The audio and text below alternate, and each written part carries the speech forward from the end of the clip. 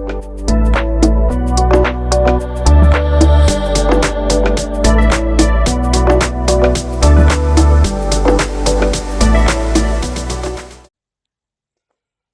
Welcome to LTX classes. ఈరోజు the Hindu news పేపర్లో వచ్చినటువంటి ముఖ్యమైనటువంటి ఆర్టికల్స్ మొత్తాన్ని కూడా తెలుగులో మీ అందరికీ కూడా అర్థమయ్యే విధంగా డిస్కస్ చేయడం జరుగుతుంది.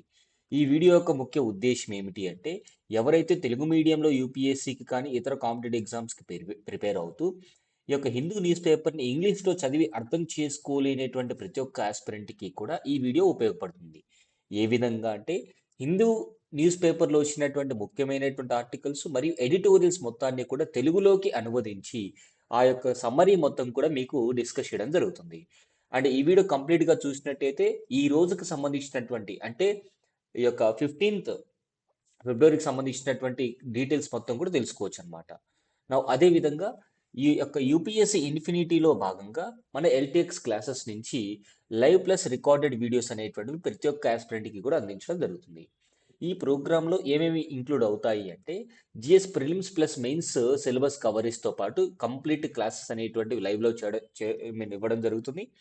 అండ్ ఎన్సీఆర్టీ ఫౌండేషన్ కోర్స్ అనేటువంటిది కూడా, అంటే 6th to 12th ఎన్సీఆర్టీస్ ఏవైతే ఉన్నాయో వాటికి సంబంధించినటువంటి జాగ్రఫీ కావచ్చు, హిస్టరీ కావచ్చు, పాలిటీ కావచ్చు, అండ్ అదే విధంగా మనకి economy related 9th to 12th NCERTs ఏవైతే ఉన్నాయో, అంటే యూపీఎస్సీకి ఉపయోగపడేటువంటి ఎన్సీఆర్టీస్ మొత్తము కూడా మీకు వీడియో క్లాసెస్ రూపంలో ఇవ్వడం జరుగుతుంది.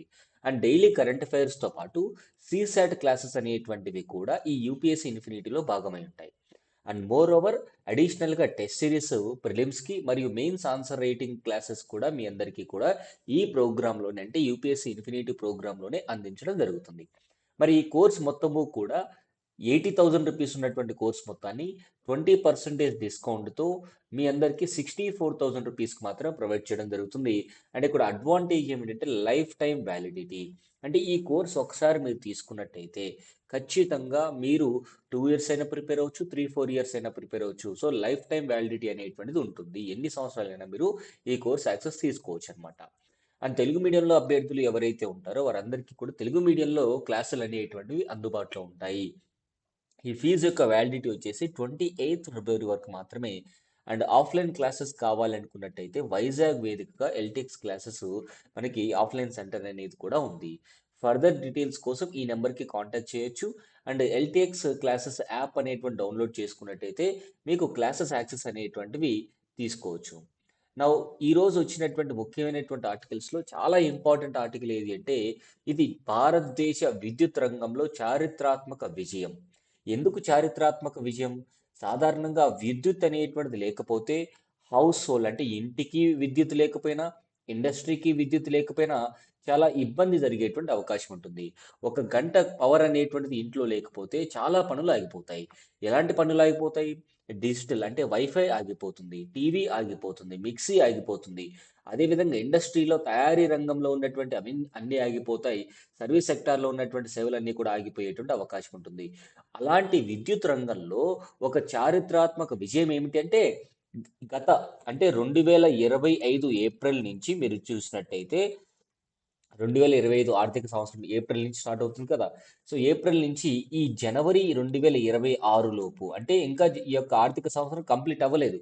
కంప్లీట్ అవ్వకముందే భారతదేశ విద్యుత్ రంగంలో దాదాపుగా 50,000 మెగావాట్లకు పైగా సామర్థ్యాన్ని జోడింపులో, ఇంధన పరివర్తనలో కీలకమైనటువంటి మైలురాయిని మన భారతదేశ విద్యుత్ రంగం ఆవిష్కరించింది.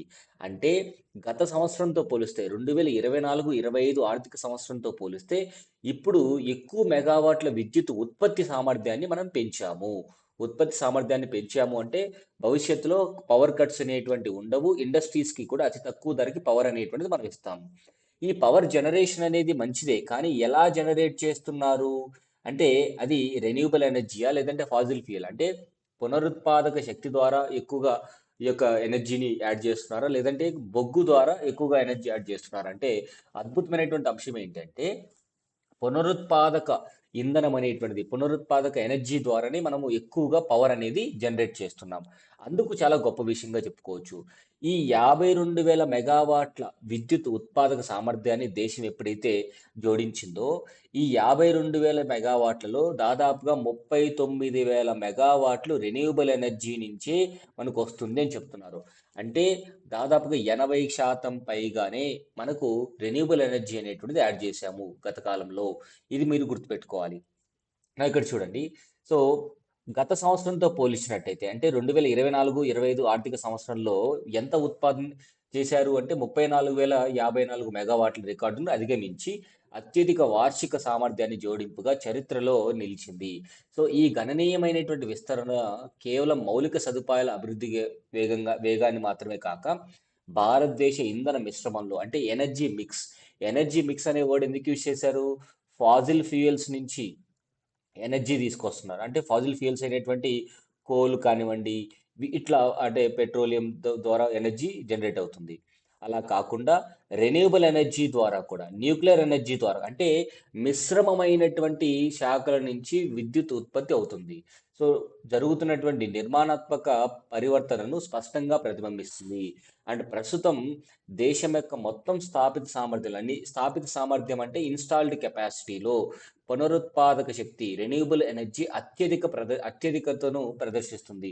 అంటే ప్రస్తుతం ఉన్నటువంటి ఎనర్జీ కెపాసిటీలో ఎక్కువ పునరుత్పాదక ఎనర్జీ ఉందన్నమాట. ప్రపంచంలోనే అతిపెద్ద విద్యుత్ ఉత్పత్తిదారులో ఒకటిగా భారతదేశ స్థానాన్ని ఈ విజయం సుస్థిరతం చేయడం కాకుండా స్వచ్ఛమైనటువంటి ఇంధన లక్ష్యాల వైపు మనం దృఢ సంకల్పంతో వెళ్ళేటువంటి అవకాశం ఉంటుంది. ఒకసారి ఈ గణాంకాలు మనం చూద్దాము. ప్రస్తుతం ఉన్నటువంటి 52,000 మెగావాట్ల విద్యుత్ ఏదైతే ఉందో ఈ 52,000 మెగావాట్లలో దాదాపుగా 39,000 మెగావాట్లు రెన్యూవబుల్ ఎనర్జీ నుంచి వచ్చింది. అంటే రెన్యూవబుల్ ఎనర్జీ అంత అద్భుతంగా ఉంది. గత సంవత్సరంతో పోలిస్తే 11% పెరిగింది. అంటే గత సంవత్సరంలో 34,000 మెగావాట్లు మాత్రమే ఉత్పత్తి సామర్థ్యం ఉంది. ఇప్పుడు 52,000 మెగావాట్ల ఉత్పత్తి సామర్థ్యం ఉంది. అంటే దాని మీనింగ్ ఏంటి? 520 గిగావాట్ల పవర్ అనేది మనం చేకూరింది. అంటే పవర్ అనేది స్థాపించడం జరిగింది. సో జాతీయ రికార్డు స్థాయిలో అధిగమించడానికి దోహదపడినటువంటి అంటే ఈ యొక్క రికార్డు అధిగమించడానికి ఏమేం కారణాలు అయ్యాయి అంటే ఒక ప్రాజెక్టు వేగవంతం చేయడం. ఏదైనా ఒక ఉదాహరణకి సోలార్ రూఫ్ టాప్ లేదంటే సోలార్ ఇన్‌స్టాలేషన్ కెపాసిటీస్ బాగా పెంచడం. పటిష్టమైనటువంటి విద్యుత్ ప్రసారం అంటే ట్రాన్స్‌మిషన్ అంటే విద్యుత్ ఉత్పత్తి నుంచి అవసరమైనటువంటి ఏరియాస్‌కి సప్లై చేయడం. పునరుత్పాదక ఇంధన విస్తరణకు తోడ్పాటు ఇచ్చినటువంటి బలమైనటువంటి ఫ్రేమ్‌వర్క్ ఈ యొక్క భారతదేశం తయారు చేయడం, ప్రభుత్వం తయారు చేయడం, ప్రైవేటు రంగం యొక్క మెరుగైన భాగస్వామ్యం. సో ఈ యొక్క పవర్ జనరేషన్‌లో ప్రైవేట్ రంగం అనేటువంటిది కూడా ఉండడం జరిగింది. అండ్ పునరుత్పాదక ఇంధన ఆధిపత్యం ఎట్లా వచ్చింది అంటే మీరు గమనిస్తే 39,000 మెగావాట్ల ఇంధనం అనేటువంటిది అంటే ఈ పవర్ అనేటువంటిది కేవలం రెన్యూవబుల్ ఎనర్జీ నుంచే వచ్చింది. అంటే ఇది మొత్తం కొత్త జోడింపుతో దాదాపు 75% వాటాను కలిగి ఉందన్నమాట. అండ్ ఇక్కడ మీరు గమనించినట్టయితే పునరుత్పాదక శక్తి రెన్యూవబుల్ ఎనర్జీ ద్వారా పవర్ అంటే ఎంత జనరేట్ చేస్తున్నారు అంటే 50.5%. అంటే ఉదాహరణకి 100 యూనిట్ల పవర్ తయారు చేశారు అంటే ఈ 100 యూనిట్లలో 50 యూనిట్లు లేదా 51 యూనిట్ లేదా 50 యూనిట్ల 50.5 యూనిట్లు రెన్యూవబుల్ ఎనర్జీ నుంచే. రెన్యూవబుల్ ఎనర్జీ అంటే ఏంటి? సోలార్ అవ్వచ్చు, విండ్ ఎనర్జీ అవ్వచ్చు. ఓకేనండి. సో ఇట్లా మనకి న్యూక్లియర్ ఎనర్జీ 1.6% ఉందన్నమాట. అంటే మీరు గమనించండి మనం తయారు చేసేటువంటి 100% పవర్‌లో 50% రెన్యూవబుల్ ఎనర్జీ ఉంది. ఇది మీకు గుర్తుందో లేదో 2030 సంవత్సరం నాటికి 50% విద్యుత్ అవసరాలనేవి రెన్యూవబుల్ ఎనర్జీ నుంచి మనం తయారు చేసుకుంటాము అని గ్లాస్గో సమ్మిట్‌లో మనం చెప్పడం జరిగింది. పారిస్ క్లైమేట్ డీల్‌లో భాగంగా కూడా మన భారతదేశం యొక్క కాంట్రిబ్యూషన్ అనేది చేయడం జరుగుతుంది. సో దేశ ఇంధన పోర్ట్‌ఫోలియో పునరుత్పాదక వనరులో సమిష్టిగా అతిపెద్ద వాటాను ఆక్రమించడం ఇదే తొలిసారన్నమాట. సో చారిత్రాత్మకంగా బొగ్గు పైన ఆధారపడినటువంటి విద్యుత్ వ్యవస్థ నుండి వైవిధ్యభరితమైనటువంటి మరియు తక్కువ కార్బన్ ఉద్గాదాలు అంటే కార్బన్ తక్కువ ఎమిట్ చేసే విధంగా పవర్ అనేది మనం జనరేట్ చేస్తున్నాం. అదే కోల్ నుంచి అంటే బొగ్గు నుంచి ఎక్కువగా పవర్ తయారు చేసామనుకోండి విపరీతమైనటువంటి గ్లోబల్ వార్మింగ్ జరుగుతుంది. బొగ్గు నుంచి మనం తయారు చేయట్లేదు. సోలార్ నుంచి, విండ్ నుంచి. సో సౌరశక్తి వృద్ధికి ప్రధానమైనటువంటి చోదక శక్తిగా ఉందన్నమాట. సో సోలార్ ఎనర్జీ తిరుగులేనటువంటి విధంగా ప్రధాన చోదక శక్తిగా నిరూపించబడింది. మొత్తం పునరుత్పాదక జోడింపులో కేవలం సౌర విద్యుత్తే దాదాపుగా 349 గిగావాట్లు, లేదు అంటే 34,955 మెగావాట్ల సామర్థ్యాన్ని లభించిందనమాట. ఇది మీరు గుర్తుపెట్టుకోవాలి. ఓవరాల్గా రెన్యూబుల్ ఎనర్జీ 39,000 మెగావాట్లు అన్నాను. 39,000 మెగావాట్లలో 35,000 మెగావాట్లు దాదాపుగా 35,000 మెగావాట్లు సోలార్ ఎనర్జీ. మిగతా 4,000 మెగావాట్లు మాత్రమే విండ్ ఎనర్జీ నుంచి, అంటే ఈ యొక్క పవన విద్యుత్ అంటాం. అంటే అన్ని వనరుల ద్వారా జోడించిన మొత్తం కొత్త సామర్థ్యంతో దాదాపు 2 వంతుల సామర్థ్య శక్తి సౌరశక్తిదే. అంటే సౌరశక్తి వేగంగా విస్తరించడానికి కారణాలు ఏమిటి అంటే ఖర్చులు అనేటువంటి బాగా తగ్గుతున్నాయి. ఇన్స్టాలేషన్ ఖర్చులు తగ్గుతున్నాయి. భారీ స్థాయి సోలార్ పార్కులు ఏర్పాటు చేయడం కానివ్వండి, ప్రతి ఇంటికి రూఫ్ టాప్ సోలార్ ఎనర్జీ అనేటువంటిది ఏర్పాటు చేయడం, ప్రభుత్వం ప్రోత్సాహకాలు అనేటువంటివి బాగా ఇస్తుంది. పవన విద్యుత్ సహకారం ఎట్లా ఉంది అంటే, సో కేవలం 4,600 మెగావాట్ల సామర్థ్యాన్ని జోడించింది. అయినప్పటికీ ఇది చాలా అద్భుతంగా అభివృద్ధి చెందుతుంది. పవన విద్యుత్తులో మనకి తమిళనాడు చాలా ముందడుగులో ఉంటుంది. గుజరాత్ కూడా మనకు ముందడుగులో ఉంటుంది. ఇది పరిమాణంలో సౌరశక్తి కంటే తక్కువైనప్పటికీ భారతదేశ పునరుత్పాదక పోర్ట్ఫోలియో పవన శక్తి యొక్క ముఖ్యమైన స్తంభంగా నిలుస్తోంది. సో ఇది గ్రిడ్ స్థిరత్వానికి మరియు ఇంధన వనరుల వైవిధ్యకరణకు గణనీయంగా సహకరిస్తుంది. అంటే ఎంతో కొంత సపోర్ట్ అయితే చేస్తుంది కదా. శిలాజల ఇంధనాల ప్రాధాన్యత. శిలాజల ఇంధనాలు అంటే ఫాజిల్ ఫ్యూయల్స్. ఉదాహరణకి కోల్ ద్వారా మనకి ఈ యొక్క ఎనర్జీ అనేది ఎట్లా తయారవుతుంది. పునరుత్పాదక ఇంధనంలో అద్భుతమైనటువంటి వృద్ధి ఉన్నప్పటికీ కూడా భారతదేశ విద్యుత్ వ్యవస్థలో శిలాజల ఇంధనాలు కీలక పాత్ర పోషిస్తున్నాయి. దాదాపుగా 2,48,000 మెగావాట్లు మనం కోల్ ద్వారా తయారు చేసుకుంటున్నాం. అంటే coal based thermal power plants ద్వారానే మనకి విద్యుత్ అనేటువంటిది బాగా వస్తుంది. మొత్తం తయారు చేసేటువంటి విద్యుత్తులో 48% మాత్రమే ఈ ఫాజిల్ ఫ్యూయల్స్ ద్వారా వస్తుంది. సో 48% ఏమో కోల్ ద్వారా వస్తుంది, 50.5% ఏమో రెన్యూబుల్ ఎనర్జీ ద్వారా వస్తుంది. అంటే మిగతా 1.6 లేదా 1.5 అనేటువంటిది 1.6% న్యూక్లియర్ ఎనర్జీ నుంచి వస్తుంది. అంటే ఇక్కడ మీరు గమనిస్తే రెన్యూబుల్ ఎనర్జీయే మనకి 50% విద్యుత్ అనేటువంటిది ప్రొడ్యూస్ చేస్తుంది అని చెప్పుకోవచ్చు అనమాట. అణుశక్తి పాత్ర దాదాపుగా 8,700 మెగావాట్లుగా ఉన్నప్పటికీ పర్సంటేజ్గా చూసినట్టయితే 1.6%. సో ఈ వాట్ తక్కువ అయినప్పటికీ కూడా కార్బన్ ఉద్గారాలు మనకి తగ్గుతుంది. సో న్యూక్లియర్ ఎనర్జీ ద్వారా అడ్వాంటేజ్ ఏమిటి అంటే ఇక్కడ మీరు గమనించినట్టయితే దాదాపుగా 52% విద్యుత్ అనేది కార్బన్ డయాక్సైడ్ లేనటువంటి విద్యుత్ మనం తయారు చేసుకుంటున్నాము. సో విద్యుత్ రంగ నిర్మాణ పరివర్తన సారాంశం ఏమిటి అంటే తాజా గణాంకాలు వృద్ధిని మించి వ్యవస్థాగత మార్పును సూచిస్తున్నాయి. స్థాపించిన సామర్థ్యంలో పునరుత్పాదక శక్తి 50% మార్కును స్థాపించిన సామర్థ్యం అంటే ఇన్స్టాల్డ్ కెపాసిటీ. అంటే 50% ఎనర్జీ అంతా రెన్యూబుల్ ఎనర్జీ తయారు చేసుకోవచ్చు. ఓవరాల్గా దాని యొక్క అవుట్పుట్ మనకి కొంత తగ్గేటువంటి అవకాశం ఉంటుంది. ఉదాహరణకి సోలార్ ప్లాంట్ ఉంది. సోలార్ ప్లాంట్ ఒక ప్రదేశంలో సోలార్ ప్యానల్స్ ఏర్పాటు చేశారు. వాళ్ళ ఎక్స్పెక్టేషన్ ఏంటి? 3 మెగావాట్లు విద్యుత్ అనేటువంటి తయారవుతుందని ఎక్స్పెక్టేషన్.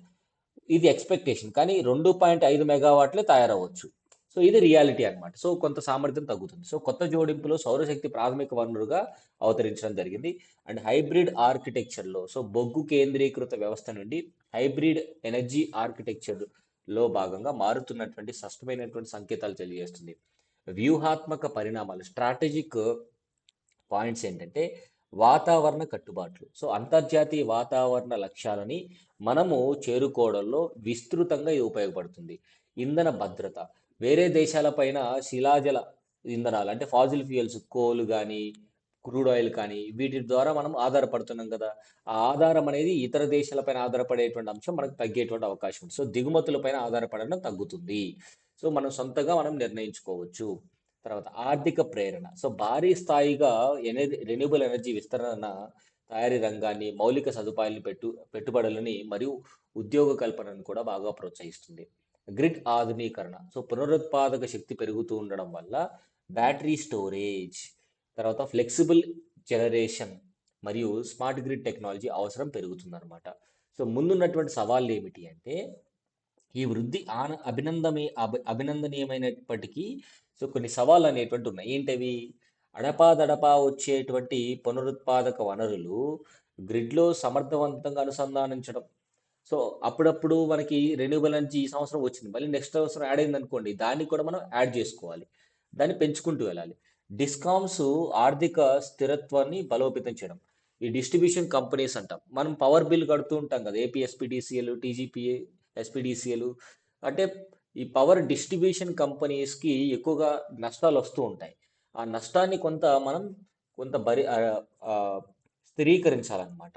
సో స్టోరేజ్ సదుపాయాల్ని కూడా భారీ స్థాయిలో పెంచగలిగితే మనకు అడ్వాంటేజ్ జరుగుతుంది. అండ్ అదేవిధంగా ఒకే ఆర్థిక సంవత్సరంలో 52,537 మెగావాట్ల సామర్థ్యాన్ని జోడించినటువంటి భారత ఇంధన ప్రయాణం అనేది చాలా ఒక మైలురాయిగా చెప్పుకోవచ్చు. ఇంకా ఒక విషయం చెప్పాలండి. ఏప్రిల్‌లో స్టార్ట్ అయినటువంటి ఆర్థిక సంవత్సరం 2025 మనం జనవరి 31కే క్యాలిక్యులేట్ చేసుకున్నాం 2026కి. ఇంకా 2 నెలలు బాకీ ఉంది. ఈ 2 నెలల్లో ఇంకా కొంచెం ఇంధన తయారీ అంటే ఈ యొక్క ఎనర్జీ పవర్ జనరేషన్ అనేది పెరిగేటువంటి అవకాశం ఉంటుంది. సో అందుకు చారిత్రాత్మక నేపథ్యంగా మనం దీన్ని చెప్పుకుంటాం అన్నమాట. ఓకేనా?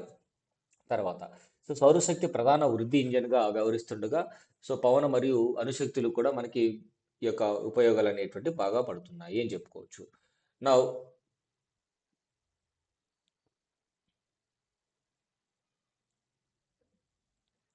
నా సో ట్రాన్సిషన్ అంటే ఎనర్జీ ట్రాన్సిషన్ అంటే మార్పు చెందుతుంది. ఇంధన పరివర్తన అనేటువంటిది భారతదేశం ఇంధన పరివర్తన వైపు వెళ్తుంది. సో వెళ్ళినటువంటి విధంగానే ఆశించినటువంటి విధంగా మనకి మంచి జరిగేటువంటి అంటే ఆ వృద్ధి జరిగేటువంటి అవకాశం ఉందన్నమాట. చాలా ఇంపార్టెంట్ ఆర్టికల్ ఈరోజు హిందూ న్యూస్ పేపర్లో వచ్చినటువంటి దాంట్లో ఏంటి ఇంపార్టెంట్ అంటే మీరు గమనించవచ్చు ఇక్కడ. ఉదాహరణకి మనకి ఐఏఎస్ ఉంది, ఐపీఎస్ ఉంది, లేదా ఐఎఫ్ఓఎస్ ఇండియన్ ఫారెస్ట్ సర్వీస్ ఉంది, పోలీస్ సర్వీస్ ఉంది, అడ్మినిస్ట్రేటివ్ సర్వీస్ ఉంది. వీళ్ళు ఏం చేస్తారు? డిస్టిక్ కలెక్టర్గా, ఎస్పీగా, లేదా ఫారెస్ట్ సర్వీస్ ఆఫీసర్గా, ఐఆర్ఎస్ అయితే ఇన్కమ్ ట్యాక్స్ అని, లేదంటే జిఎస్టీ అని ఇట్లా వెళ్తూ ఉంటారు. ఐఎఫ్ఐస్ అయితే ఇండియన్ ఫారిన్ సర్వీస్ అని వెళ్తూ ఉంటారు. వీళ్ళు ఏ డిగ్రీ చేసినప్పటికీ కూడా జనరల్గా ప్రజలందరికీ కూడా సేవలు అందించడం కోసం ఈ యొక్క సేవలు అనేటువంటివి పొందుతున్నారు. వీళ్ళకి ఒక 1 year training or 1.5 year training ఇచ్చిన తర్వాత నేరుగా ప్రజలకు సేవ చేయమని చెప్పేసి పంపించేస్తున్నారు. కానీ ఇప్పుడున్నటువంటి 2025, 2026 దశలో మీరు గమనించినట్టయితే ప్రజల యొక్క అవసరాలు చాలా మారిపోయినాయి. స్వతంత్రం వచ్చిన తర్వాత సాధారణమైనటువంటి పరిపాలన వేరు, ఆ పరిపాలన నిర్మాణం వేరు, జనరలైజ్డ్ సివిల్ సర్వీసెస్ పైన ఆధారపడడం జరిగింది. కానీ ఇప్పుడు భారతదేశానికి స్వతంత్రం వచ్చినటువంటి 79 సంవత్సరాల తర్వాత కూడా మనం టెక్నాలజీకి చాలా దగ్గరయ్యాం. మారుతున్నటువంటి వాతావరణ విషయాలు కావచ్చు, విద్య కావచ్చు, విద్యలో కావచ్చు, హెల్త్ సెక్టార్లో కావచ్చు, ఓకేనండి. తర్వాత సర్వీస్ సెక్టార్లో కావచ్చు, అగ్రికల్చర్లో కావచ్చు, ఇలాంటి అన్ని విషయాల్లో కూడా టెక్నాలజీని ఎక్కువగా వాడుతున్నాం. టెక్నాలజీని ఎక్కువగా వాడుతున్నటువంటి సందర్భంలో జనరలైజ్డ్గా ఒక ఐఏఎస్ ఆఫీసరు ఒక పాలసీ నిర్ణయించడతాడేమో కానీ లోతుగా వెళ్ళి టెక్నాలజీ రిలేటెడ్గా అధ్యయనం చేసి దానికి ఉన్నటువంటి పాజిటివ్స్ నెగిటివ్స్ అనేటువంటివి చేసేటువంటి అధికారం అవకాశం ఆయనకు ఉండదు. అలాంటి సందర్భాల్లో భవిష్యత్తులో ఈ టెక్నాలజీ అనేది పెరుగుతున్నటువంటి దృష్ట్యా ప్రజలందరికీ కూడా టెక్నాలజీ బేస్డ్ సర్వీసెస్ అందించాలని కాబట్టి ఇండియన్ సైంటిఫిక్ సర్వీస్ అనేటువంటి ఒక క్యాడర్ తీసుకురావాలి. ఇండియన్ సైంటిఫిక్ సర్వీస్ అనేటువంటి ఒక క్యాడర్ తీసుకురావాలి. ఈ క్యాడర్లో ఎవరు అంటే ఇదే ఎగ్జామ్లో అందరికీ ఒకే రకమైనటువంటి ఎగ్జామ్ పెట్టి రిక్రూట్ చేస్తున్నారు కదా. ఈ ఇండియన్ సైంటిఫిక్ సర్వీస్ అనేటువంటిది కూడా ఒక సర్వీస్ తీసుకొచ్చి వీరికి అద్భుతమైనటువంటి డొమైన్ నాలెడ్జ్ బాగా సేకరించి అంటే సైంటిఫిక్ నాలెడ్జ్ అంతా కూడా వీరికి ట్రైనింగ్లో ఇంపార్ట్ చేసి వీరిని కూడా ప్రజలకి దగ్గరగా ప్రతి డిపార్ట్మెంట్లో కూడా ఒక సైంటిఫిక్ సర్వీస్ ఆఫీసర్ ఉండాలి. ప్రతి ఒక్క డొమైన్లో కూడా ఒక సైంటిఫిక్ ఆఫీసర్ ఉంటే ఆ డిపార్ట్మెంట్ తయారు చేసేటువంటి పాలసీల్లో, చట్టాల్లో సైంటిఫిక్ నాలెడ్జ్ అనేది యాడ్ చేసినట్టయితే భవిష్యత్తులో అద్భుతమైనటువంటి రిజల్ట్ వచ్చేటువంటి అవకాశం ఉంటుంది. అలా కాకుండా కేవలం ఐఏఎస్ని, ఐపీఎస్ని పాలసీ మేకింగ్లో పెట్టినట్టయితే సైంటిఫిక్ నాలెడ్జ్ అంత అద్భుతంగా వారికి తెలియకపోవచ్చు.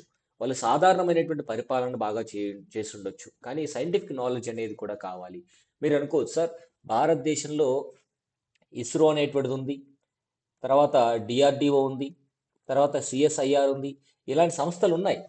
కానీ వీరు వారి యొక్క పనులలో భాగంగా అంటే సైంటిఫిక్ మిషన్స్లో కావచ్చు, ప్రధానమంత్రి కార్యాలయానికి లేదా ఇతర ఇతర డిపార్ట్మెంట్స్కి సూచనలు సలహాలు ఇవ్వడానికి కొంతమంది సైంటిఫిక్ అడ్వైజర్లు ఉన్నారు. కానీ ఆ సైంటిఫిక్ అడ్వైజర్లకి సరైనటువంటి భద్రత లేకపోవడం వల్ల. భద్రత అంటే ఉద్యోగ భద్రత. ఉదాహరణకి ఒక ఐఏఎస్‌గా ఒక వ్యక్తి అపాయింట్ అయినట్టయితే అంటే సంవత్సరం ఆయన యొక్క సర్వీస్ పెరుగుతూ ఆయన యొక్క ప్రమోషన్ల మీద సెక్రటరీలు, ప్రిన్సిపల్ సెక్రటరీలు, క్యాబినెట్ సెక్రటరీలు, చీఫ్ సెక్రటరీలు ఇట్లా ఆయన ప్రమోషన్లు స్థిరంగా వస్తూ ఉంటాయి.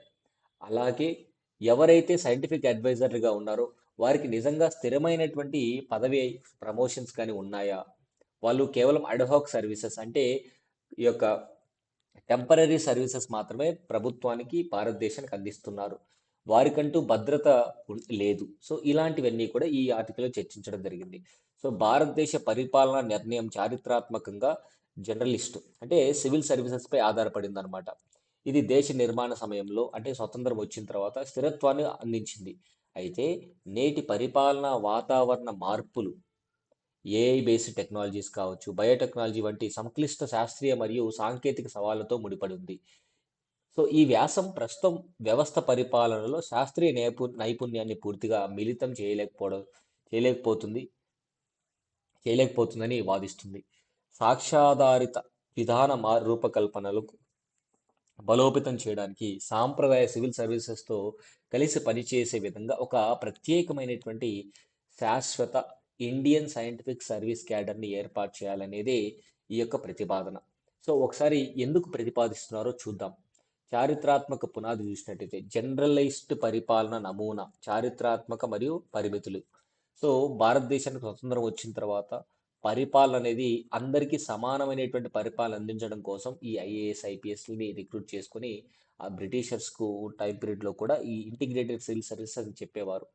సో అట్లా పరిపాలించడం జరిగింది. ఆ రోజుల్లో సైంటిఫిక్ నాలెడ్జ్ అనేది పరిపాలనలో టెక్నాలజీ అనేది అంత అద్భుతంగా ఉండేది కాదు. కానీ 21వ శతాబ్దంలో టెక్నాలజీ అనేది ప్రతి సర్వీస్లో కూడా ఇన్వాల్వ్ అయింది. అలాంటప్పుడు సాధారణ ఐఏఎస్ లేదా సాధారణ ఐపీఎస్ మాత్రమే కాకుండా ప్రతి డిపార్ట్మెంట్లో ఒక ఇండియన్ సైంటిఫిక్ సర్వీస్ అనేటువంటి వ్యక్తిని అపాయింట్ చేసినట్టయితే ఇంకా బెటర్ సర్వీసెస్ అనేటువంటి ఇవ్వచ్చు. సో జర్నలిస్ట్ పరిపాలన నమూనా రూపొందించబడింది. ఇది దేశ నిర్మాణంలో సంస్థాగత కొనసాగింపులో మరియు విధాన మార్పుల్లో కీలక పాత్ర పోషించింది. ఆధునిక యుగంలో సవాళ్ళు ఏమిటి అంటే ఆధునిక విజ్ఞాన శాస్త్రం మరియు సాంకేతిక పరిపాలనతో లోతుగా పెనవేసుకున్నటువంటి యుగానికి ఈ నిర్మాణం సరిపోదు. ఈ వ్యవస్థ డొమైన్ నైపుణ్యం కలిగి ఉంటే పరిపాలన క్రమం మరియు విధి విధానాల అనుకూలతపై ఎక్కువ దృష్టి పెడుతుంది. అంటే ఉదాహరణకు ఒక ఐఏఎస్కి సాధారణ పాలసీ మేకింగ్ తెలుసు, ఎడ్యుకేషన్ రిలేటెడ్గా పాలసీ తయారు చేయడం తెలుసు, కానీ టెక్నాలజీని ఉపయోగపడే విధంగా, టెక్నాలజీని ఇన్వాల్వ్ చేసే విధంగా, వాతావరణ మార్పులు టెక్నాలజీని ఇన్వాల్వ్ చేసే విధంగా, డిజాస్టర్ మేనేజ్మెంట్లో టెక్నాలజీని ఇన్వాల్వ్ చేసే విధంగా, హెల్త్ కేర్లో టెక్నాలజీని ఇన్వాల్వ్ చేసే విధంగా ఒక పాలసీ తయారు చేయాలంటే వారికి సామర్థ్యం లేకపోయింది. అందుకే ఆ యొక్క నాలెడ్జ్ ఉన్న వారిని మనం తీసుకున్నట్టయితే అద్భుతంగా సేవలు అందిస్తారు. ఇది పరిపాలన అవసరాలు మరియు సంస్థాగత సామర్థ్యాల మధ్య అంతరాన్ని సృష్టించింది. సో శాస్త్రవేత్త, పరిపాలనాధికారి మధ్య వైరుధ్యం, డిఫరెన్స్ ఏంటి అంటే వేరు మార్గాలు. సివిల్ సర్వీసెస్ నియామకాలు పరిపాలనా కఠినత్వాన్ని ప్రతిబింబిస్తే శాస్త్రీయ వృత్తి జీవితాలు అధునాతన specialization, peer review I mean reviewed పరిశోధన మరియు సాంకేతిక నైపుణ్యతపై ఆధారపడి ఉంటుంది. కొన్ని సందర్భాల్లో ఏంటంటే ఐఏఎస్లకి ఎంత సీనియర్ మోస్ట్ ఐఏఎస్లు అయినా సరే టెక్నాలజీ గురించి పూర్తిగా అవగాహన లేకపోయి ఉండొచ్చు. ప్రస్తుతం ఉన్నటువంటి సైంటిఫిక్ అడ్వైజర్లు వారికి ఇచ్చినటువంటి సలహాల్ని ఖచ్చితంగా ఫాలో అవ్వకపోతే, వీరు ఇచ్చినటువంటి సలహాలు ఉపయోగం లేకపోతే మరి ఇంకెందుకు? అండ్ మరొక విషయం ఏంటంటే సాధారణంగా ఎగ్జిక్యూటివ్ మంత్రులు కానివ్వండి, ముఖ్యమంత్రులు కానివ్వండి, ప్రధానమంత్రులు కానివ్వండి, ఐఏఎస్లు, ప్రిన్సిపల్ సెక్రటరీలు చెప్పేటువంటి మాటలు వింటారు. ఎందుకంటే వారికి పరిపాలన పైన కూడా కొంత అవగాహన ఉంటుంది. కానీ కొన్ని సందర్భాల్లో ఏమవుతుంది, సైంటిఫిక్ అడ్వైజర్లు చెప్పేటువంటి సలహాలు, సూచనలు అవి పూర్తి స్థాయిలో అర్థం కాకపోవచ్చు, వాటిని పక్కన పడేయొచ్చు. ఇలాంటి సందర్భాల్లో వీళ్ళు ఇచ్చినటువంటి సమాచారం కూడా ప్రభుత్వం ఉపయోగించుకోలేకపోవచ్చు అనమాట. సంస్థాగత ప్రభావ లోపం ఏంటంటే ప్రభుత్వ నిర్మాణంలో అడ్మినిస్ట్రేటర్ల నిర్మాణాత్మక శిక్షణ మరియు స్పష్టమైనటువంటి కెరీర్ పురోగతి ఉంటుంది. ఆ కెరీర్ పొందుతారు. అంటే ఒక ఐఏఎస్గా నెక్స్ట్ డిస్ట్రిక్ట్ కలెక్టర్. సో అట్లా అంచెలంచెలుగా ఎదుగుతారు. అయితే శాస్త్రవేత్తలు సమానమైనటువంటి సంస్థాగత రక్షణలు, అధికారం లేదా స్పష్టమైనటువంటి పరిపాలన క్రమం లేకుండానే సాంకేతిక పదవుల్లో అంటే సైంటిఫిక్ అడ్వైజర్లుగా కొనసాగుతున్నారు, నియమించబడుతున్నారు. దీని ఫలితంగా శాస్త్రవేత్తలకు లోతైనటువంటి నైపుణ్యం ఉన్నప్పటికీ వారి సంస్థాగత ప్రభావం పరిమితంగా ఉంటుంది. ఉదాహరణకి ఒక సైంటిఫిక్ అడ్వైజర్ ఉన్నాడు మినిస్టర్కి. ఈ సైంటిఫిక్ అడ్వైజర్ ఇచ్చేటువంటి సూచనలు సలహాలు మినిస్టర్కి నచ్చకపోతే ఏం చేస్తాడు? ఖచ్చితంగా ఈయన పక్కన పెట్టేస్తాడు. అంటే ఈయనకి ప్రోగ్రెస్ ఉండదు కెరియర్లో. అలా అని చెప్పేసి ఒక ఐఏఎస్ని పక్కన పెట్టగలుగుతారా? పక్కన పెట్టినా సరే ఆయన గ్రోత్ అనేది ఎవరు ఆపలేరన్నమాట. అట్లాగా. సో పరిపాలన నియమాలు మరియు శాస్త్రీయ స్వతంత్రత. సో నియమాల లక్ష్యం ప్రభుత్వంలోని శాస్త్రవేత్తలు అనుసరించేటువంటి central civil services conduct rules 1964 ప్రధానంగా పరిపాలన తటస్థ కోసం రూపొందించబడ్డాయి, కానీ శాస్త్రీయ స్వతంత్రం కోసం కాదు. సో కేంద్రంలో అపాయింట్ చేయబడినటువంటి కొంతమంది శాస్త్రవేత్తలు civil services rules and regulations follow అవ్వాలి. వారికంటూ ప్రత్యేకంగా రూల్స్ అండ్ రెగ్యులేషన్స్ నిర్వహించలేదన్నమాట.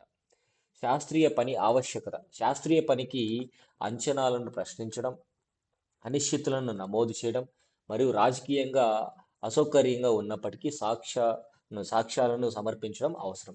ఇక్కడ విషయం గుర్తుపెట్టుకోవాలి. నేను ఇందాక చెప్పినట్టు కొన్ని సందర్భాల్లో ఏమవుతుందంటే మినిస్టర్స్ లేదంటే ఈ టాప్ క్లాస్ బ్యూరోక్రాట్స్ ఎవరైతే ఉంటారో, అంటే ఈ ఐఏఎస్ క్యాడర్లు వీళ్ళందరూ కూడా సైంటిఫిక్ అడ్వైజర్లు చెప్పేటువంటి మాటల్ని తోసిపుచ్చేస్తారు. పూర్తిగా లోతైనటువంటి సమాచారం ఇచ్చినప్పటికీ కూడా పక్కన పెట్టేస్తూ ఉంటారు. అలాంటప్పుడు అలాంటప్పుడు సలహాలుగా మిగిలిపోయేటువంటి ప్రమాదమే ఉంది తప్ప అవి ఆచరణ సాధ్యం కాదు. సో అటువంటి పద్ధతులను పరిపాలనలో పొందుపరచడానికి అధికారిక యంత్రాంగాలు లేకపోతే శాస్త్రీయ సూచనలు కేవలం సలహాలుగా మిగిలిపోయే ప్రమాదం ఉంది. అవి నామమాత్రం పాత్రను పోషిస్తూ ఉంటాయి. ఏదో పేరుకు సైంటిఫిక్ అడ్వైజరే తప్ప ఆయన ఇచ్చేటువంటి సూచన సలహాలు తీసుకున్నప్పుడు ఇంకెందుకు మరి? సో ఆధునిక పాలనలో శాస్త్రం యొక్క నిరంతర పాత్ర ఏమిటంటే అత్యవసరం. పెరుగుతున్నటువంటి ప్రజారోగ్య వ్యవస్థలు కావచ్చు, పర్యావరణ పరిరక్షణ కావచ్చు, అనుభద్రత, ముప్పు అంటే డిజాస్టర్ మేనేజ్మెంట్, ఏ నియంత్రణ, వీటన్నిటిలో కూడా శాస్త్రీయ నివేదికలు చాలా అవసరం. మరి ఐఏఎస్లకి ఈ యొక్క పాలసీ మేకింగ్ తెలిసేమో కానీ సైంటిఫిక్గా ప్రాపర్గా నాలెడ్జ్ తెలియకపోవచ్చు కదా. సో సాక్ష్యాధారాల ప్రాముఖ్యత. సో తుది నిర్ణయాలు రాజకీయపరమైనవే అయినప్పటికీ సమర్థవంతమైనటువంటి పాలనలో శాస్త్రీయ అంచనాలు పారదర్శకంగా నమోదు చేయబడే నిర్మాణాత్మక వ్యవస్థలు ఉండాలి.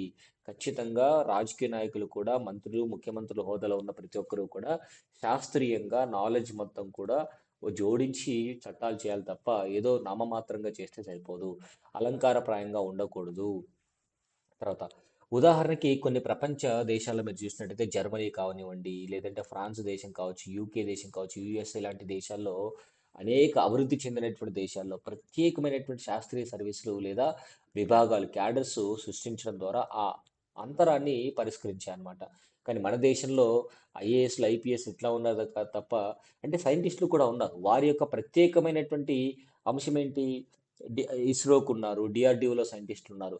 కానీ పాలసీ మేకింగ్లో సైంటిస్టులు అనేటువంటి వారు ఉండాలి. సో నిర్దిష్ట కెరియర్ మార్గాలు కూడా ఆ వ్యక్తులకి ఉండాలి. ఏదో రాజకీయ జోక్యం ఉండి రాజకీయ నాయకులు ఇష్టం వచ్చినట్లు ఉపయోగించుకోవడం కాదు. భారతదేశం అంతరం ఏంటి అంటే భారతదేశంలో బలమైనటువంటి శాస్త్రీయ సంస్థలు ఉన్నప్పటికీ ప్రభుత్వ శాస్త్రవేత్తలకి అడ్మినిస్ట్రేటర్లతో పోలిస్తే సంస్థాగత అధికారం తక్కువ. ఒక ఐఏఎస్కి ఉండేటువంటి పవర్ ఒక సైంటిస్ట్కి లేదు పాలసీ మేకింగ్లో. ఆయనకి ఎంత నాలెడ్జ్ అయినా ఉండొచ్చు, కానీ ఆయన యొక్క మాట ఎవరు వినట్లేదు. సో ఇది విధాన రూపకల్పనలో సాంకేతిక లోపించడానికి మరియు సంక్షోభాల సమయంలో విజ్ఞాన శాస్త్రంపై అతిగా ఆధారపడడానికి దారితీస్తుందన్నమాట.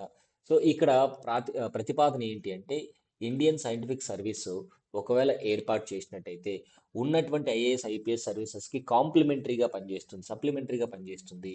సో ఐఎస్ఎస్ అనేటువంటిది ఒక శాశ్వత ఆల్ ఇండియా శాస్త్రీయ క్యాడర్. ఇది మంత్రిత్వ శాఖ మరియు నియంత్రణ సంస్థలో నిర్బంధంగా ఉంటుంది. సో మరియు ఇప్పటికే ఉన్న సివిల్ సర్వీసెస్కి అనుబంధంగా పనిచేస్తుంది. సో నియామక మరియు రక్షణలు కఠినమైనటువంటి జాతీయ స్థాయి ఎంపిక మరియు పీర్ మూల్యాంకనం ద్వారా నియామకం జరిపించాలి. ప్రత్యేక సేవా నిబంధనలు వృత్తిపరమైనటువంటి సమగ్రతను, శాస్త్రీయ అంచనాలు, పారదర్శక రికార్డింగ్లు మొత్తం కూడా ఏర్పాటు చేయాలి. సాధ్యమైనటువంటి చట్టం. So Indian environmental and ecological services and Indian public health and biomedical services, Indian science and technology policy services. So వంటి డొమైన్ నిర్దిష్ట విభాగాలు అంటే ఎన్విరాన్మెంట్ రిలేటెడ్గా బాగా చదువుకున్న వాళ్ళకి ఒక నిర్దిష్టమైనటువంటి సర్వీస్ ఇస్తే ఎన్విరాన్మెంట్ రిలేటెడ్గా ఏమైనా పాలసీ చేయాలంటే వారికి పూర్తి అవగాహన ఉంటుందన్నమాట. సో వ్యూహాత్మక ప్రాముఖ్యత మరియు గుర్తింపు. సో జాతీయ ఆంక్షలకు అనుగుణంగా ఐఎస్ఎస్ ఏర్పాటు అనేటువంటిది సాంకేతిక స్వావలంబన, పర్యావరణ రక్షణ, ప్రజారోగ్య సామర్థ్యాన్ని పెంచడం మరియు ప్రపంచ వాతావరణ చర్యలకు నాయకత్వం వహించడం వంటి భారతదేశ విస్తృత ఆంక్షలకు అనుగుణంగా ఉంటుంది. సో ముగింపు ఎప్పుడైనా చూడండి, ఈ ఐఎస్ఎస్ అనేటువంటి ఇండియన్ సైంటిఫిక్ సర్వీస్ అనేటువంటిది గవర్నెన్స్లో భాగంగా మీరు ఎప్పుడైనా ఒక ఆన్సర్ రాసేప్పుడు వీటి యొక్క అవసరం అనేటువంటిది పరిపాలనలో సైంటిఫిక్ అడ్వైజరీస్ అనేటువంటిది చాలా ముఖ్యం. సో పాలసీ మేకింగ్లో కూడా చాలా ముఖ్యమని మీరు రాసుకోవచ్చు అనమాట. సో ప్రస్తుతం జర్నలిస్ట్ పరిపాలన నమూనా నేటి సాంకేతిక మరియు పరస్పర సంబంధ సవాళ్ళకు సరిపోదు. అందుకే ఈ యొక్క ఐఎస్ఎస్ యొక్క ఇన్వాల్వ్మెంట్ అనేది ఏర్పాటు అనేది చాలా అవసరం అన్నమాట. సో అదే ఇక్కడ చెప్తుంది. ఓకేనండి. నెక్స్ట్ వచ్చేసి చాలా ఇంపార్టెంట్ ఆర్టికల్ ఇటీవల కాలంలో మనందరికీ తెలుసు, ఇండియా మరియు యుఏఈ, భారత్ మరియు యుఏఈ ఇటీవల కాలంలో ఈ యొక్క స్ట్రాటజిక్ బిజినెస్ డెవలప్మెంట్ పార్ట్నర్షిప్ కూడా చేసుకోవడం జరిగింది. అండ్ స్ట్రాటజిక్ పార్ట్నర్షిప్ అనేటువంటిది కూడా ముందుకు వెళ్ళడం జరిగింది. సో వ్యూహాత్మక వృద్ధి ఇంజన్గా పరిణామం చెందుతుంది. యాక్చువల్గా స్టోరీలోకి వెళ్తే, ఇండియా ఒకప్పుడు యుఏఈ నుంచి ఇండియా ఒకప్పుడు యుఏఈ నుంచి ఒక petrol fossil fuels in the sense crude oil కొనుగోలుదారుగా మాత్రమే ఉంది. సో ఇదేమో బయ్యర్ అంటే అమ్మేవారు, మనం కొనేవారు. సో మనం బయ్యర్, యుఏఈ సెల్లర్ అనమాట. సో యుఏఈ ఏం చేస్తుంది? చమురును అమ్ముతుంది, మనం కొంటున్నాం. ఇంతకంటే మించి మనకు యుఏఈకి ఎలాంటి సంబంధం లేదు. కేవలం యుఏఈ మాత్రమే కాదు, ఈ యొక్క గల్ఫ్ కంట్రీస్లో ఉన్నటువంటి ఏ దేశంతో అయినా సరే భారతదేశానికి ఉన్నటువంటి సంబంధాలు ఏమిటి అంటే కేవలం అమ్మడం, కొనుక్కోవడం. ఇది ఎట్లా ఉండేది అంటే మనం వారిపైన పూర్తిగా ఆధారపడినటువంటి వ్యక్తులుగా కనిపించాం ఫస్ట్ నుంచి కూడా. 2010 తర్వాత మన్మోహన్ సింగ్ గారు ప్రధానమంత్రిగా ఉన్నప్పటి నుంచి కొంత మార్పులు అనేటువంటి జరిగాయి. అండ్ 2018లో ఇంకా అద్భుతమైనటువంటి మార్పు జరిగింది. ఏంటి ఆ అద్భుతమైనటువంటి మార్పు అంటే, ఈ యొక్క యుఏఈ కింగ్ని మనం రిపబ్లిక్ డే రోజున ఈ యొక్క చీఫ్ గెస్ట్గా ఇన్వైట్ చేయడం జరిగింది. అప్పటి నుంచి భారతదేశంతో యుఏఈ అనేది కేవలం చమురు అమ్మడం, కొనుక్కోవడం మాత్రమే కాకుండా అద్భుతమైనటువంటి వ్యాపార వాణిజ్య కేంద్రంగా, స్ట్రాటజిక్గా కూడా అంటే వ్యూహాత్మక భాగస్వామిగా అయిపోయింది. ఒక యుఎస్ఏ, చైనా తర్వాత అంత పెద్ద ఎత్తున ఈ యొక్క బిజినెస్ మనం ఏ దేశంతో చేస్తున్నామంటే యుఏఈతో చేస్తున్నాం. అండ్ ఇంకొకటి, 2022 సంవత్సరంలో మీరు గమనించవచ్చు, 2022 సంవత్సరంలో యుఏఈకి భారతదేశానికి కాంప్రహెన్సివ్ ఎకనామిక్ పార్ట్నర్షిప్ అగ్రిమెంట్, సేపా అంటాం, సంతకం చేసుకున్నాం. ఈ కాంప్రహెన్సివ్ ఎకనామిక్ పార్ట్నర్షిప్ అగ్రిమెంట్లో యుఏఈ మరియు భారతదేశం ఏమని మాట్లాడుకున్నాయి అంటే, ఇదిగో 2030 సంవత్సరం నాటికి, 2022లో సంతకం చేసుకున్నారు కదా, 2030 సంవత్సరం నాటికి ఇరు దేశాల మధ్య వాణిజ్యం అనేటువంటిది, ద్వైపాక్షిక వాణిజ్యం అనేటువంటిది $100 బిలియన్ దాటాలి అనుకున్నారు. మీరు గమనిస్తే 2025 కల్లా కంప్లీట్ అయిపోయింది. అంటే $100 బిలియన్ వ్యాపారం అనేది, బహుముఖ వ్యాపారం, ద్వైపాక్షిక వ్యాపారం అనేది, వాణిజ్యం అనేటువంటిది 3 సంవత్సరాల్లోనే కంప్లీట్ చేసుకున్నాం. 2030కి పెట్టుకున్న టార్గెట్ని 2025కి కంప్లీట్ చేసుకున్నాం. అండ్ ఇప్పుడు టార్గెట్ని పెంచుకున్నాం, $200 బిలియన్ అని చెప్పేసి పెంచుకోవడం జరిగింది. ఇక్కడ గమనించినట్టయితే ఇప్పుడున్నటువంటి పరిస్థితుల్లో యుఏఈ మరియు ఇండియా తయారీ రంగంలో, లాజిస్టిక్లో, ఫైనాన్సింగ్లో, పునరుత్పాదక శక్తి, సాంకేతిక మరియు కృత్రిమ మేధస్సు అంటే ఆర్టిఫిషియల్ ఇంటెలిజెన్స్ రంగాల్లో భారతదేశంతో అద్భుతమైనటువంటి సహకారంతో ఉందన్నమాట. సో భారతదేశం మరియు యునైటెడ్ అరబ్ ఎమిరేటీస్ మధ్య ఆర్థిక సంబంధాలు కేవలం ఇంధన ఆధారిత భాగస్వామ్యం నుండి ఈ అన్ని భాగస్వామ్యాలు కలుపుకుంటూ వెళ్ళాము. ఒకప్పుడు కేవలం మనం కొనుక్కుండే సైడ్ ఉన్నాం, వాళ్ళు అమ్మే సైడ్ ఉన్నారు. ఇప్పుడు పరస్పరం సహకరించుకుండే సైడ్ ఉన్నాము. 2022 నాటి సమగ్ర ఆర్థిక భాగస్వామ్య ఒప్పందం, కాంప్రహెన్సివ్ ఎకనామిక్ పార్ట్నర్షిప్ అగ్రిమెంట్, ఈ మార్పుకు కేంద్ర బిందువు అయిందని చెప్పుకోవచ్చు అనమాట. సో సిపా దాదాపు 90% టరీఫ్ లైన్లను, సుంకాలను తొలగించడం ద్వారా వ్యాపారులకు స్థిరమైనటువంటి విధానపరమైనటువంటి నిర్ణయాలు సృష్టించిందనమాట. సో చమురుకు వైవి వైవిధ్యీకరణ అంటే చారిత్రాత్మకంగా ఇంధనం ఆధిపత్యం వహించినప్పటికీ గత ఏడాది చమురేతర అంటే ఈ యొక్క క్రూడ్ ఆయిల్ కాకుండా ఇతర వస్తువులు మనకు ఈ యొక్క యుఏఈకి వ్యాపారం జరిగింది. సో ఎంత వ్యాపారం జరిగిందంట? దాదాపుగా $65 బిలియన్ చేరుకుంది. చమురు కాకుండా ఇతర వస్తువులు మనము యుఏఈ నుంచి, యుఏఈ మన నుంచి కొనుక్కుంటుంది. సో వాణిజ్యం ఏడాది ప్రాతిపదికన దాదాపు 20% వృద్ధి. అంటే ప్రతి సంవత్సరం 20% వృద్ధి చెందుతుంది నమోదు చేస్తూ $65 బిలియన్ చేరుకుంది. ఈ కారిడార్ ఇప్పుడు అడ్వాన్స్డ్ మ్యానుఫ్యాక్చరింగ్, ఆర్థిక సేవలు, టెక్నాలజీ, లాజిస్టిక్స్ మరియు పునరుత్పాదక శక్తిని కవర్ చేస్తూ బహుముఖ ఆర్థిక సంబంధంగా పరిణితి చెందిందని చెప్పుకోవచ్చు. పెట్టుబడుల ప్రవాహాలు భారతదేశం నుంచి కొన్ని కంపెనీలు యుఏఈలో, యుఏఈకి సంబంధించినటువంటి కొన్ని కంపెనీలు భారతదేశంలో పెట్టుబడులు పెడుతూ ఉన్నాయి.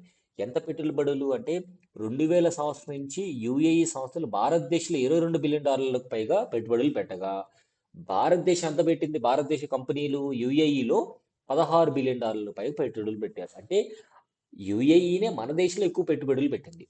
ప్రధానమైనటువంటి పెట్టుబడులు ఏంటి? మన దేశంలో యుఏఈ కంపెనీలు ఏం చేశాయంటే డిపి వరల్డ్ అనేటువంటి ఒక లాజిస్టిక్ సంస్థ పోర్టుల అధునాతనలో భాగంగా అంటే భారత మౌలిక సదుపాయాల్లో అదనంగా $5 బిలియన్ కట్టుబాటుతో వాళ్ళు పెడుతున్నారు.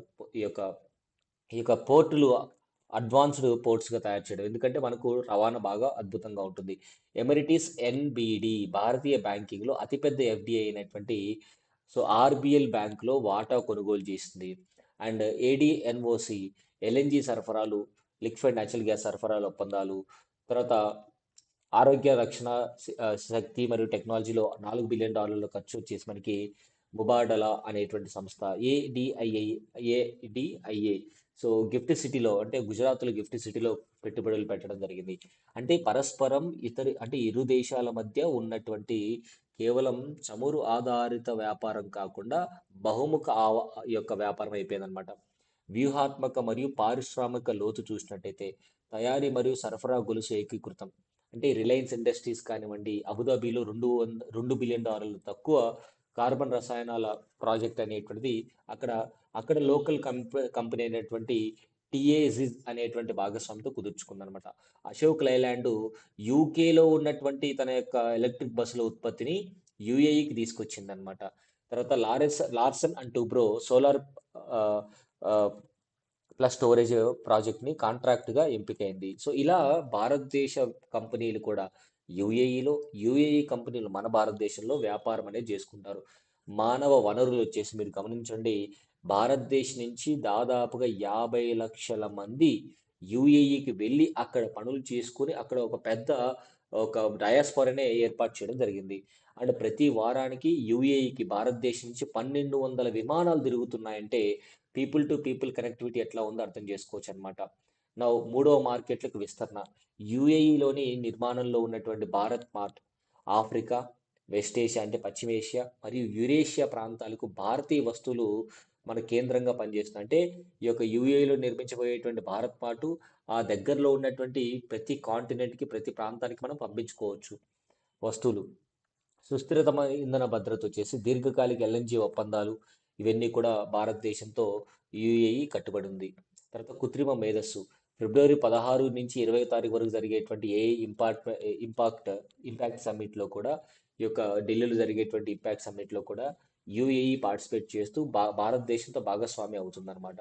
వ్యూహాత్మక పున సమ సమలేఖనం అంటే సుమారు $4 ట్రిలియన్ జీడిపితో ప్రపంచంలోనే 4వ అతిపెద్ద ఆర్థిక వ్యవస్థగా ఉన్న భారతదేశం ప్రపంచ ఆర్థిక మరియు లాజిస్టిక్ కేంద్రంగా యుఏఈ కలిసి పనిచేస్తుంది.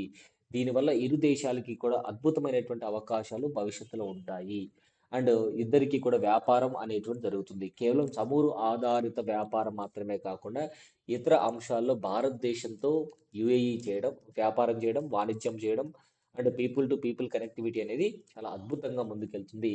మనకి అమెరికా, చైనా వీటితో పాటు యుఏఈ అనేది చాలా స్ట్రాటజిక్ పార్ట్నర్గా చెప్పుకోవచ్చు అనమాట.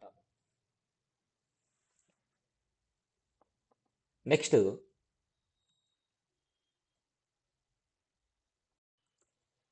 అర్బన్ ఛాలెంజ్ ఫండ్ యూసిఎఫ్ అని చెప్పవచ్చు. భారతదేశ పట్టణ పరివర్తనకు ఒక కొత్త ఆర్థిక నిర్మాణం. అసలేంటి ఈ అర్బన్ ఛాలెంజ్ ఫండ్ అనేటువంటిది అంటే మీరు గమనించండి. భారతదేశానికి స్వతంత్రం వచ్చిన 78 సంవత్సరాల తర్వాత లేదా 1992 నుంచి భారతదేశంలో విపరీతమైనటువంటి పట్టణీకరణ అనేది పెరిగిపోతుంది. టైర్ 1 సిటీస్ కావచ్చు, టైర్ 2 సిటీస్ కావచ్చు, టైర్ 3 సిటీస్ కావచ్చు, లేదా మెట్రోపాలిటన్ సిటీస్ అనేటువంటి విపరీతంగా పెరుగుతున్నాయి. అంటే జనాభా పెరుగుతుంది, మైగ్రేషన్ ఎక్కువైపోతుంది, పట్టణాలకి, టౌన్స్‌కి వచ్చేస్తున్నారు, అర్బనైజేషన్ బాగా పెరిగిపోతుంది. మీరు గమనించినట్టయితే నిర్మిస్తున్నటువంటి పట్టణాలనేటువంటివి భవిష్యత్ తరాలకి ఉపయోగపడుతున్నాయా? అంటే అవి ఎంత దృఢంగా ఉన్నాయి? ఏదైనా ఒక విపత్తు వచ్చినట్టయితే నిర్మించినటువంటి బ్రిడ్జిలు, బిల్డింగ్‌లు అన్నీ కూలిపోతున్నాయి. ఇప్పుడున్నటువంటి పరిస్థితుల్లో మీరు గమనించినట్టయితే. అంటే భవిష్యత్తులో నిర్మించబోయేటువంటి లేదా ప్రస్తుతం నుంచి భవిష్యత్తుకు నిర్మించబోయేటువంటి పట్టణాలు ఏవైతే ఉన్నాయో, పట్టణాల్లో మౌలిక సదుపాయాలు ఏవైతే నిర్మించబోతున్నారో, అవి క్లైమేట్ అంటే మారుతున్నటువంటి వాతావరణానికి అనుగుణంగా నిర్మిస్తున్నారా? చాలా దృఢంగా తట్టుకోగలిగే విధంగా ఉన్నాయా? ఇవి మనకి మోస్ట్ ఇంపార్టెంట్. సో, దీనిలో భాగంగా అలా తట్టుకునే విధంగా అంటే విపత్తులను కూడా తట్టుకోగలిగేటువంటి నిర్మాణాలు చేపట్టాలి. మారుతున్నటువంటి కాలానికి తగ్గట్టుగా ఆధునీకరణ అనేది ఉండాలి. అండ్ నగరాలనేటువంటివి చాలా వేలో ఉండాలి అని చెప్పేసి కేంద్ర ప్రభుత్వం ఒక నిధిని తీసుకొచ్చింది. కేంద్ర ప్రభుత్వం ఈ నిధి ద్వారా అంటే ఈ డబ్బులు అనేటువంటి సేకరించి భవిష్యత్తులో అద్భుతమైనటువంటి పట్టణాలు, మౌలిక సదుపాయాలనేటువంటివి నిర్మించాలి అని కంకణం కట్టుకుందనమాట. సో, పరిచయం ఇంట్రడక్షన్ చూద్దాం.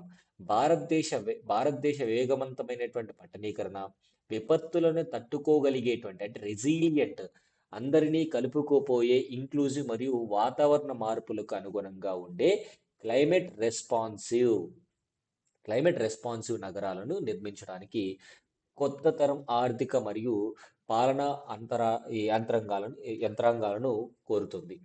సో, ఇక్కడ మీరు గమనించినట్టయితే నవనీకరణ అంటాం. రిజువినేటింగ్ అంటాం. సో, అది కూడా అంటే యవనీకరణ అంటాం. కొత్త మార్పులకు తగ్గట్టుగానే నగరాలనేటువంటివి ఉన్నాయి. సో, కేంద్ర మంత్రివర్గం ఏం చేసిందంటే ఇటీవలే అర్బన్ ఛాలెంజ్ ఫండ్ ప్రారంభానికి ఆమోదం తెలిపింది.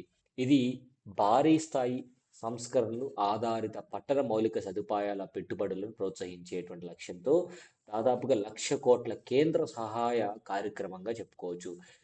ఇంకొక విషయం చెప్పాలి ఇక్కడ. కేవలం గ్రాంట్లు మరియు ప్రభుత్వ నిధులపై ఆధారపడినటువంటి మునుపటి పథకాలకు భిన్నంగా అంటే గ్రాంట్లు ఇస్తేనే సిటీలో అభివృద్ధి జరుగుతుంది. లేదా కేంద్ర ప్రభుత్వం ఏదైనా నిధులు ఇస్తేనే మనం చేస్తాము అనేటువంటి కాకుండా పరస్పరం అర్బన్ మున్సిపల్ కార్పొరేషన్స్ వీటితో పాటు కేంద్రం నుంచి వచ్చేటువంటి నిధులు కంటే అదేవిధంగా ప్రైవేట్ రంగం నుంచి కూడా వచ్చేటువంటి పెట్టుబడులు వీటన్నిటిని సమ్లీకృతం చేసుకొని నిర్మాణాలు అనేటువంటి చేపట్టాలి. సో, యూసీఎఫ్ ఒక మార్కెట్ లింక్డ్ మరియు పనితీరు ఆధారిత అంటే పెర్ఫార్మెన్స్ బేస్డ్ ఏ పట్టణం అయితే అద్భుతంగా పెర్ఫామ్ చేస్తుందో ఆ పట్టణంలో పెట్టుబడులు వస్తాయి. ఆ పట్టణంలో నిధులు అనేటువంటి ఎక్కువ ఇస్తుంది అనమాట. సో, ఈ నమూనా ప్రవేశపెట్టింది. రాబోయేటువంటి 5 ఏళ్లలో మొత్తం 4,00,000 కోట్ల పట్టణ పెట్టుబడులని సమీకరించడానికి ఇది రూపొందించబడింది. ఇది భారతదేశ పట్టణ అభివృద్ధి వ్యూహంలో ఒక నిర్మాణాత్మక మార్పుగా సూచించవచ్చు అనమాట. అసలు దాదాపుగా 1,00,000 కోట్ల కేంద్ర తోడ్పాటు ఏదైతే ఉందో ఈ 1,00,000 కోట్లు డైరెక్ట్గా ఏమి ఇచ్చేరు. సో, వ- 1,00,000 crore central push with leverage అంటే పెరుగుతున్నటువంటి పట్టణాలకే వీరు కొంత సహాయం చేస్తారు. యూసీఎఫ్ యొక్క ప్రధాన కేంద్ర బిందువు 1,00,000 కోట్ల కేంద్ర సహాయం. అయితే ఈ మొత్తం ప్రాజెక్టులకి పూర్తిగా నిధులు సమకూర్చడానికి ఉద్దేశించింది కాదు. కేంద్రం ప్రాజెక్టు వ్యయంలో 25% భరిస్తుంది.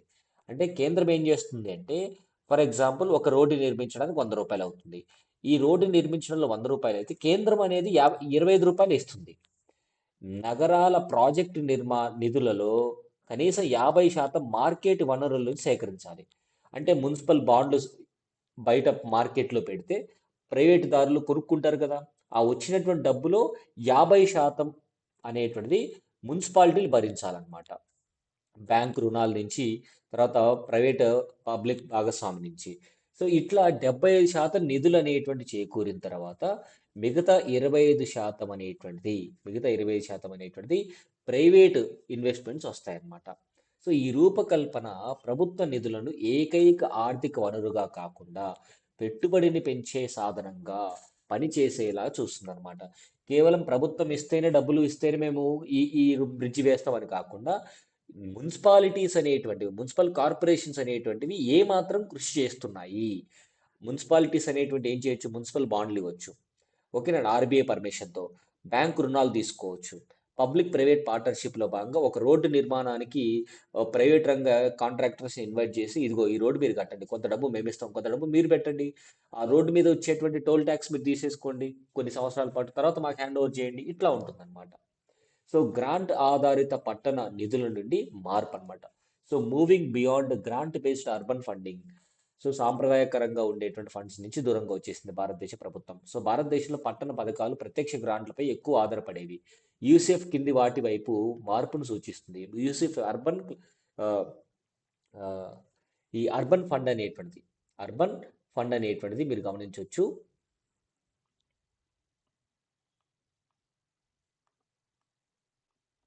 ఈ అర్బన్ ఛాలెంజ్ ఫండ్ ఇది ఒక ఛాలెంజ్ లాగా తీసుకోవాలంటే అంతే, అంతకంటే ఏం లేదు.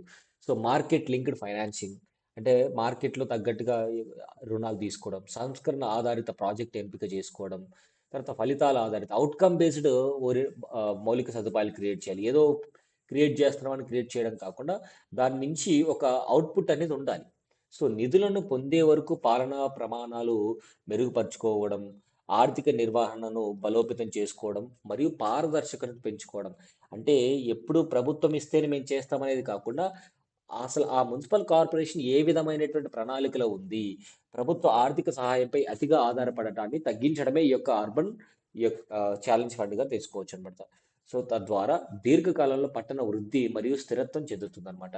ఎలిజిబుల్ సిటీస్ అండ్ కవరేజ్ ఎవరెవరికి వస్తుంది, ఆర్థిక వృద్ధి కేంద్రాలుగా, ఎకనామిక్ గ్రోత్ ఇంజన్స్గా ఈ పట్టణాలు పనిచేయగల నగరాలపై దృష్టి సారిస్తూ ఈ నిధి విస్తృత కవరేజ్ని కలిగిస్తుంది. సో 10 లక్షలు లేదా అంతకంటే ఎక్కువ జనాభా ఉన్నటువంటి నగరాలపైన ఫస్ట్ దృష్టి పెడుతుంది అనమాట. అన్ని రాష్ట్రాలు మరియు కేంద్ర పాలిత ప్రాంతాల రాజధానుల్ని డెవలప్ చేస్తుంది, అంటే ఆ నిధి అనేటువంటిది ఏర్పాటు చేస్తుంది. 1 లక్ష కంటే ఎక్కువ జనాభా ఉన్న ప్రధాన పారిశ్రామిక నగరాలపైన కూడా ఫోకస్ చేస్తుంది అనమాట. అర్బన్ లోకల్ బాడీస్ అంటే అదనంగా క్రింది ప్రాంతాలలోని చిన్న పట్టణాల స్థానిక సంస్థలు ఏవైతే అర్బన్ లోకల్ బాడీస్ అంటే కొండ రాష్ట్రాలు అంటే ఈ యొక్క హిమాలయన్ స్టేట్స్లో ఉన్నటువంటి అర్బన్ లోకల్ బాడీస్కి కూడా ఇది వర్తింపజేస్తుంది. ఈశాన్య రాష్ట్రాలు వంటి క్రెడిట్ రీపేమెంట్ గ్యారంటీ స్కీమ్ అంటే అర్థం ఏంటంటే, ఒక మున్సిపాలిటీ ఉంది. ఈ మున్సిపాలిటీ బ్యాంక్ నుంచి రుణం తీసుకుంటుంది. ఈ బ్యాంక్ నుంచి 10 కోట్ల రూపాయల రుణం తీసుకున్నట్టయితే కొంతమేర కేంద్రం అనేది దీనికి గ్యారంటీ ఇస్తుంది. సో బ్యాంక్ కూడా ఏం చేస్తుంది, ఒకవేళ ఈ మున్సిపాలిటీ సరిగా టైంకి పే చేయకపోయినా కేంద్రం భరోసా ఇచ్చింది కాబట్టి వారు రుణం అనేది ఇవ్వడానికి మొగ్గు చూపుతారనమాట. సో మద్దతుకు అర్హులుగా పరిగణిస్తారు. సో ఈ సమ్మిళిత రూపకల్పన మెట్రోపాలిటన్ మరియు చిన్న నగరాల రెండు పట్టణ పరివర్తనలో పాల్గొనవని నిర్ధారిస్తుంది. సో ఇక్కడ చూడండి, మున్సిపల్ పరిపతి బలోపేతం చేయడం, స్ట్రెంథనింగ్ మున్సిపల్ క్రెడిట్ వర్తీనెస్. ఏంటి, భారతదేశంలో దాదాపుగా 4223 నగరాల పరిపతిని క్రెడిట్ వర్తీనెస్ అంటే అప్పు తీసుకోగలిగి దాన్ని తిరిగి పే చేయగలిగేటువంటి సామర్థ్యాన్ని పెంచడం అన్నమాట. మెరుగుపరచడానికి 5,000 కోట్ల కార్పస్ ఫండ్ సృష్టించడం జరిగింది. ఏంటి కార్పస్ ఫండ్ అంటే, సో టైర్ 2 మరియు టైర్ 3 నగరాలకి ఇది వర్తింపజేస్తుంది. మొదటిసారిగా క్యాపిటల్ మార్కెట్లను ఆశ్రయిస్తున్నటువంటి మున్సిపల్ బాడీలు ఏవైతే ఉంటాయో వాటికి కూడా ఇది వర్తింపజేస్తుంది. అంటే బయట రుణాలు తీసుకోకుండా బ్యాంకుల నుంచి రుణం తీసుకునే విధంగా, ఓకేనండి, బ్యాంకుల నుంచి రుణం తీసుకునే విధంగా ప్రభుత్వం సహకరిస్తుందన్నమాట. మెరుగైనటువంటి పరపతి నగరాలకి ఈ కింది సామర్థ్యాలను ఇస్తుందన్నమాట. మున్సిపల్ బాండ్లు జారీ చేయడంలో సపోర్ట్ చేస్తుంది ప్రభుత్వం, కేంద్ర ప్రభుత్వం. తర్వాత బ్యాంకింగ్ ఫైనాన్స్ని పొందడం పొందే విధంగా చేస్తుంది. ప్రైవేట్ పెట్టుబడిదారులని ఆకర్షించడంలో భాగంగా కూడా కేంద్ర ప్రభుత్వం సపోర్ట్ చేస్తుంది. సో పరిణితి చెందినట్టు అంటే బాగా డెవలప్ అయినటువంటి పట్టణ ఆర్థిక పర్యావరణ వ్యవస్థను, మెచ్యూర్ అర్బన్ ఫైనాన్స్ ఎకోసిస్టమ్ నిర్మాణానికి మున్సిపల్ బ్యాలెన్స్ షీట్లు బలోపేతం చేయడం కూడా చాలా అవసరం అన్నమాట. ఇక్కడ రుణం తిరిగి చెల్లింపు హామీ పథకం, క్రెడిట్ రీపేమెంట్ గ్యారంటీ స్కీమ్, ఇది చాలా చాలా ఇంపార్టెంట్. రుణం అంటే తిరిగి చెల్లించే విధంగా కేంద్ర ప్రభుత్వం సన్నాహాలు తీసుకొస్తుంది. ఎట్లా అంటే ఉదాహరణకి ఒక హైదరాబాద్ అనేటువంటి మున్సిపల్ కార్పొరేషన్ ఉంది. హైదరాబాద్ మున్సిపల్ కార్పొరేషను ఒక ఎస్బీఐ బ్యాంక్ దగ్గర 20 కోట్ల రూపాయలు రుణం కావాలనుకుంది. 20 crore. ఈ 20 crore కేంద్రం ఏం చేస్తుందంటే, సెంట్రల్ గవర్నమెంట్ ఏం చేస్తుంది అంటే 7 కోట్ల రూపాయలకి గ్యారంటీ ఇస్తుంది. అంటే 20 కోట్ల రుణంలో 7 కోట్ల రూపాయలు, లేదా 10 కోట్ల రుణంలో 70% అంటే 7 కోట్లే. 70% కంటే మించకుండా, 7 కోట్ల కంటే మించకుండా, 7 కోట్లు లేదా రుణం మొత్తం మీద 70% ఏది తక్కువైతే అది. ఉదాహరణకి హైదరాబాదు నగరము 30 కోట్లు రుణం తీసుకోవాలనుకుంటుంది. 30 కోట్లలో కేంద్ర ప్రభుత్వం ఎంత అంటే ఎంత గ్యారంటీ ఇస్తుంది అంటే 7 కోట్లే ఇస్తుంది అనమాట. 7 కోట్లే ఇస్తుంది. సో అట్లా ఉదాహరణకి నువ్వు 7 కోట్లే తీసుకుంటున్నావు, రుణం కావాలనుకుంటున్నావు.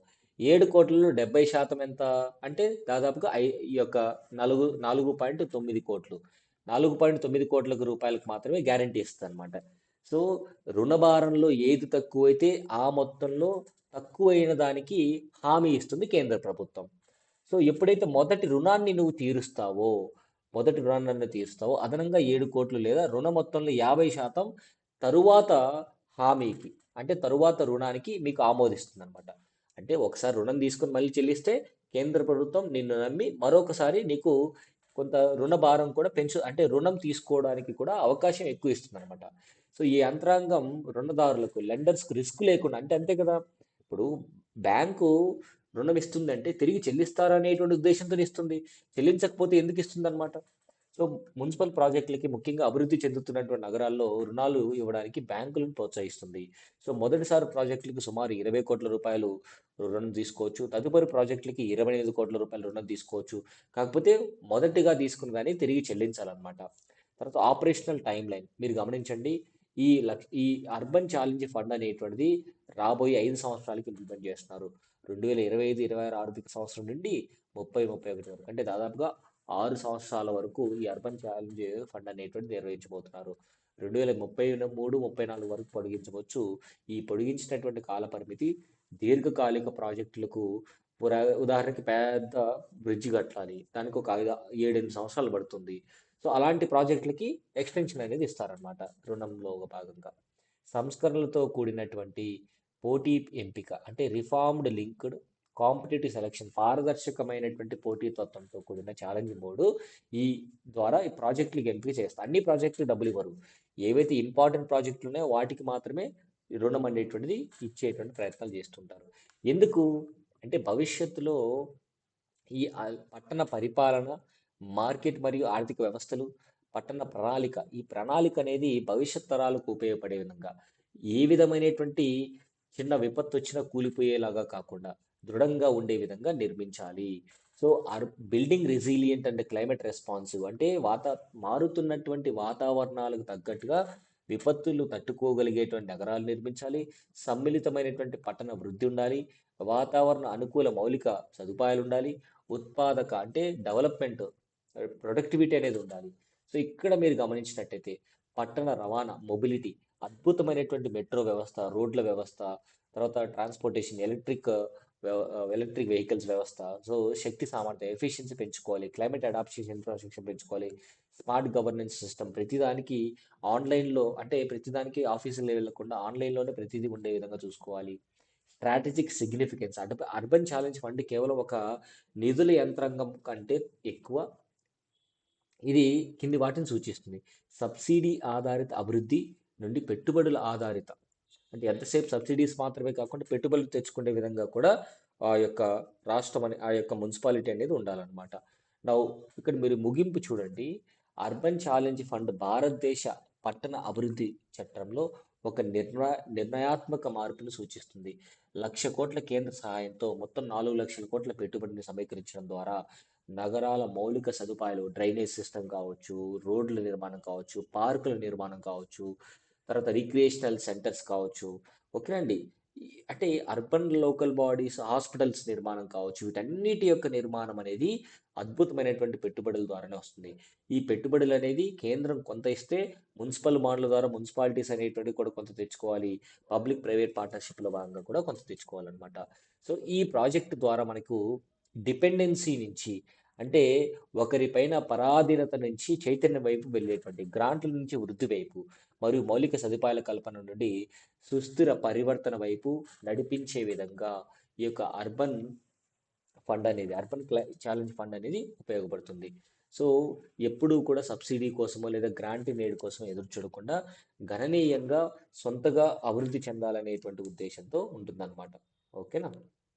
సో ఇవి ఈ రోజుకి సంబంధించినటువంటి current affairs. Thank you so much. Have a nice day.